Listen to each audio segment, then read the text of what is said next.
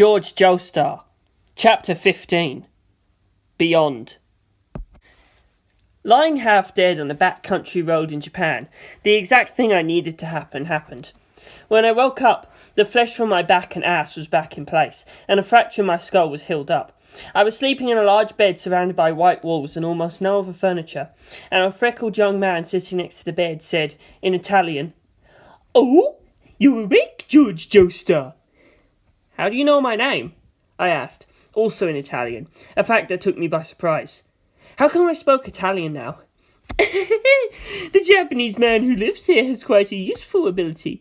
He made it so everyone coming in and out of here can speak English and Italian and Japanese, including you." "The hell does that mean? Where is this?" "Japan." "Japan? Morioh. My name's Vinegar Doppio, but I wasn't the one who saved you. That was my boss. Hang on," he said, and reached out for a book lying on the side table.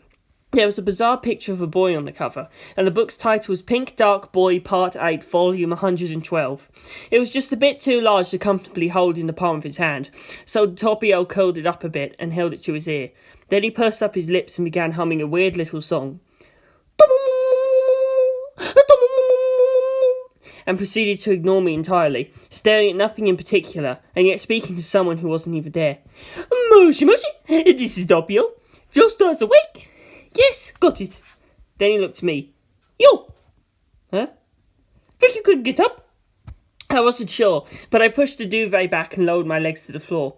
I was still dressed for my wedding, oh God, but I didn't think mentioning that would be much use, and all I could manage was a groan as pain shot through me.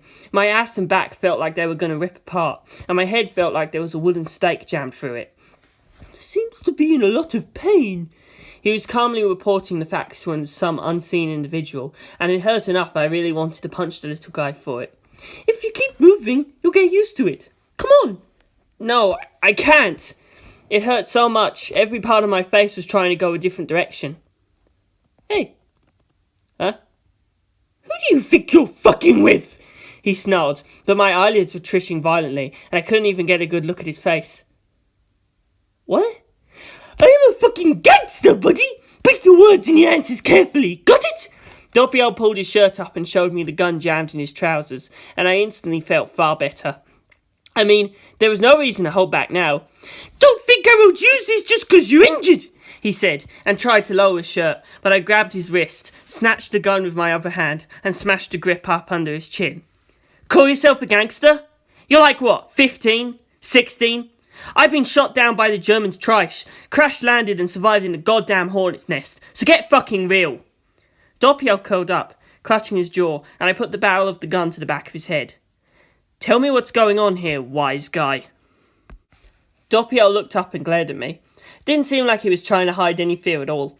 He might be young, but he had some stones. "Wait a minute, asshole," he said, and raised Pink Dark Boy back to his ear.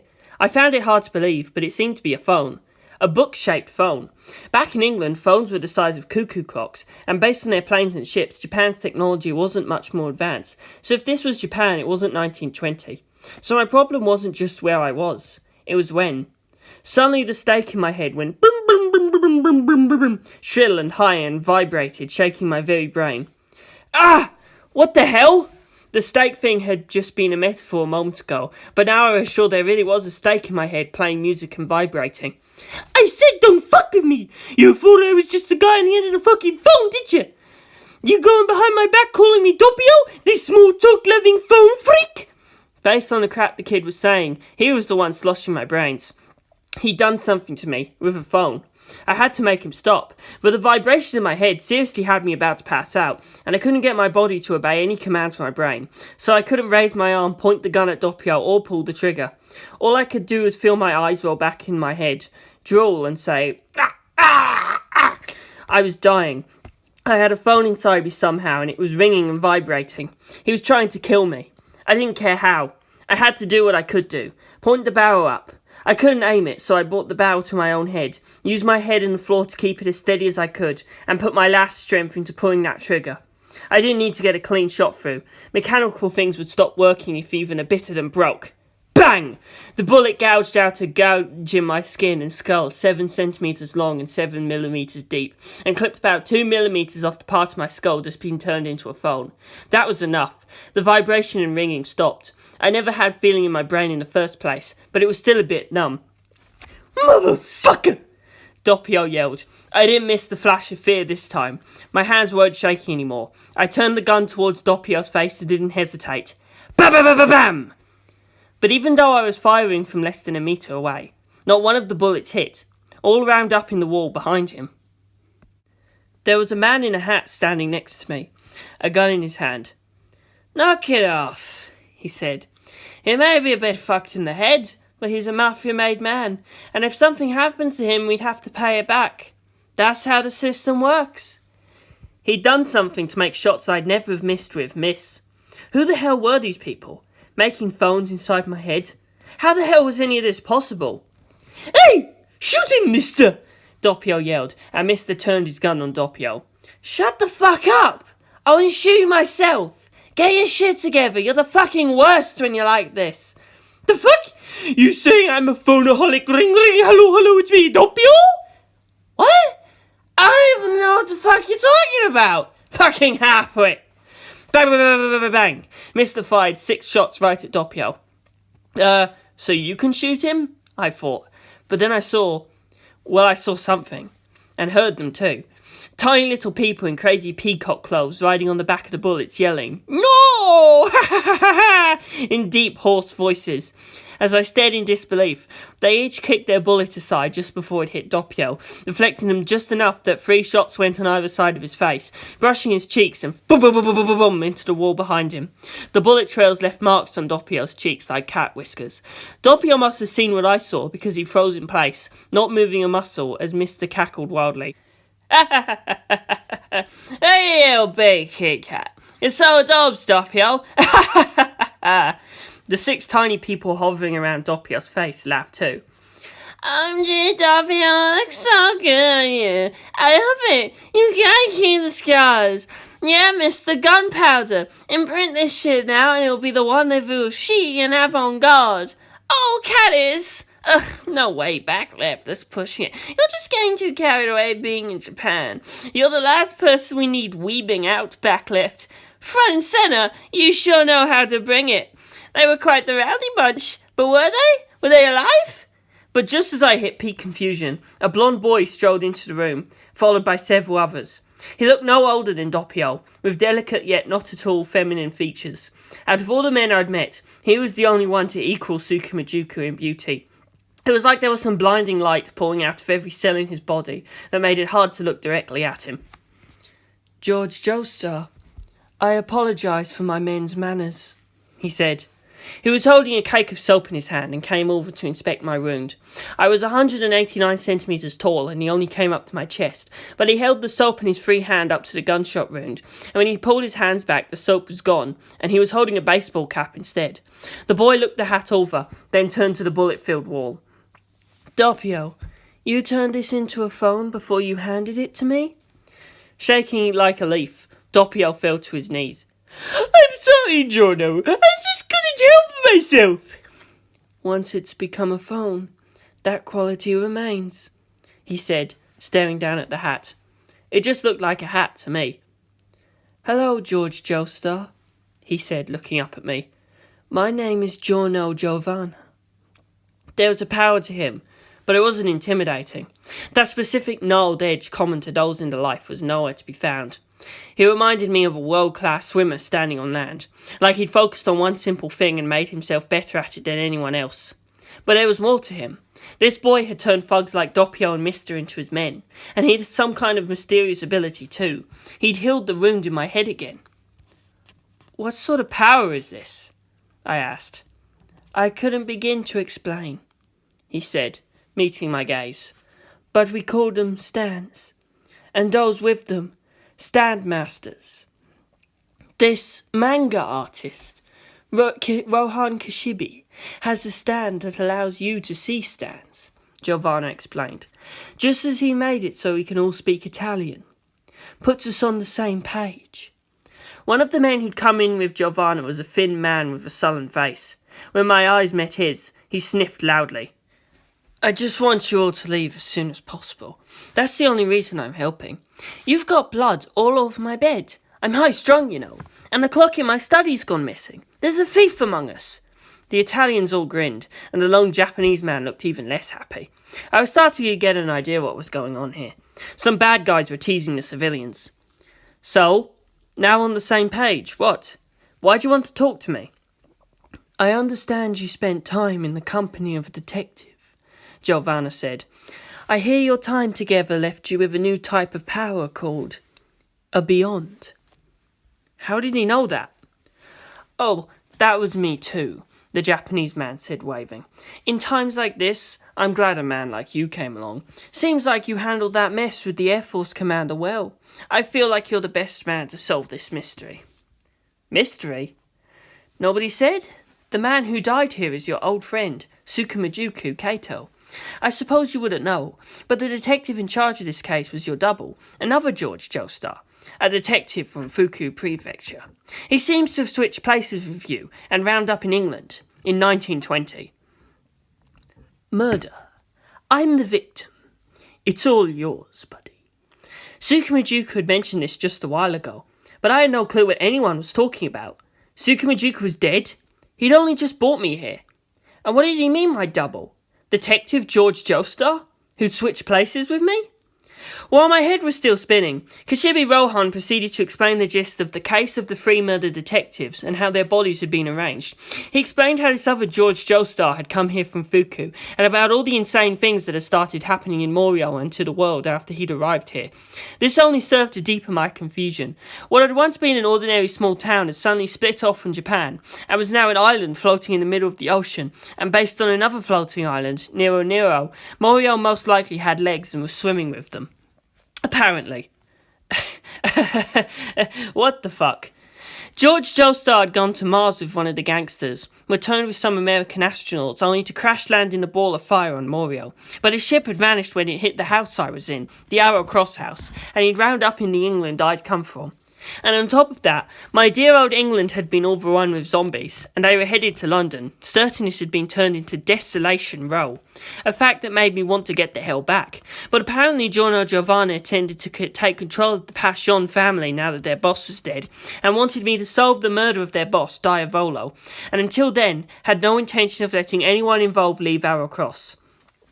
What's critical is that we clarify exactly who it was that killed Diavolo, when nobody who knew who he was, Giovanna said.